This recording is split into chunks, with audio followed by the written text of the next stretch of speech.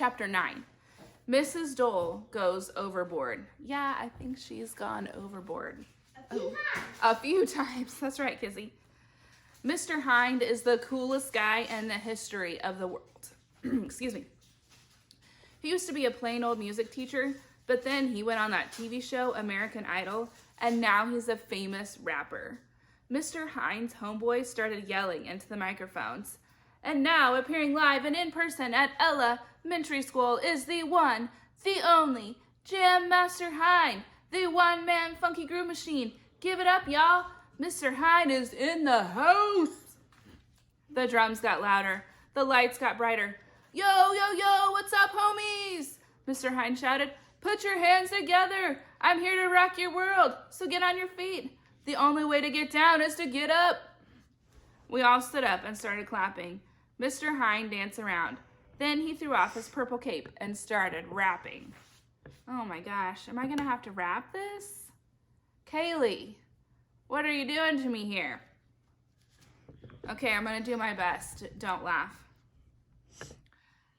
Now, my name's Hind, and I'm here to remind. Summer's here, and it's time to unwind. Word on the street is you're graduating, so I dropped in for some congratulating. You're getting so big, moving up to 3rd grade. Bet you think you got it all made. But let me give you just one little advice. You better not be naughty. You better be nice. You better brush your teeth. And here's the real deal. You better wash your hands before you eat a meal. You better clean your room and you better be kind. Don't stare at the sun unless you want to go blind.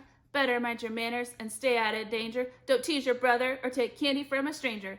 Early to bed, early to rise. Don't touch the paint until it dries. Sticks and stones may break your bones, but not like killer robot clones. So here's what I'm really trying to rap while you sit here in your gown and cap. Some days you'll feel sad, some days you'll feel happy. Some nights you'll feel mad, some nights you'll feel crappy. Oh my gosh, all these words. But I ain't driving, I ain't justin'. That's just what makes life interesting. Anyway, that's what I got to say on this, your graduation day. Your kids are cool, you're in the groove. So now it's time to bust a move. Where are you, Kizzy? Where's my beatboxing back there? Yeah. Get it, girl.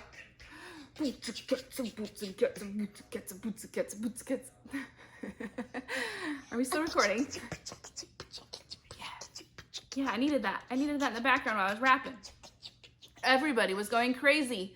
One of the guys in the marching band gave President Clinton a saxophone and he started playing it. Mr. Hind danced around and drummed on Mr. Klutz's head like it was a bongo. Mr. Hind is out of his mind. Finally, Mr. Hind and President Clinton climbed into the helicopter and flew away. Wow, that's a mess. There's President Clinton playing the saxophone.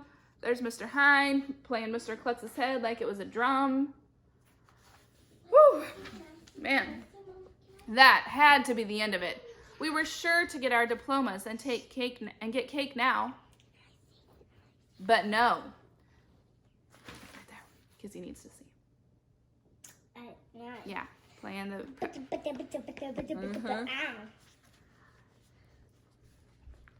But no. Mrs. Dole raised her arm and 1,100,000 white doves went flying up in the air. It was amazing. I was glad I had a square on my head, just in case one of those doves pooped. Mrs. Dole is out of control. Where did all those doves come from? I asked Ryan. Rent a dove, he said. After the doves were gone, Mrs. Dole raised her arm again and a rocket went flying up in the air over the school. It exploded in how many? 1,100,000 directions. And the next thing we knew, the sky was filled with fireworks. It was cool. Where did your mom get the rent of fireworks? Said Ryan. At the end of the fireworks show, we heard this huge roar up in the sky. I thought it was a hurricane or something, but then 6 jet planes zoomed right over our school in formation. It was awesome. I had to hold on to my cap so it wouldn't fly off my head. Where did your mom get rent a Blue Angels flyover? Said Ryan. See, I told you my mom goes overboard. I didn't know what he was talking about. His mom still didn't fall out of a boat or anything, but it didn't matter because after the jet planes flew away, Mr. Klutz got up on stage to make a speech. Second graders, he said. Second graders, This isn't even a high school or college graduation. This is crazy. Sorry. Second graders, he said, life is about challenges. Early in the school year, I challenged you to read 1,000,000 pages, and you did it. So I had to dress up in a gorilla suit. Next, I challenged you to do 1,000,000 math problems, and you did it.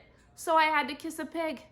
Then I challenged you to write 1,000,000 spelling words, and you did it. So I had to go pogo stick down Main Street in a turkey costume. Finally, I challenged you to get the highest reading score in the country, and you did it. So I had to paint my head orange. You always met my challenges. Now I have one last challenge for you. What is it? Somebody yelled. If you kids line up in an orderly fashion and come on stage for your diplomas, said Mr. Klutz, I will let you throw your caps up in the air. All right, throwing stuff is fun. That's the first rule of being a kid. At school, grown-ups are constantly telling us we're not allowed to throw stuff. It was time for the big moment. Finally, we were going to get our diplomas, throw our caps in the air, and eat cake. We all lined up on next to the stage. Mr. Klutz read our names one by one.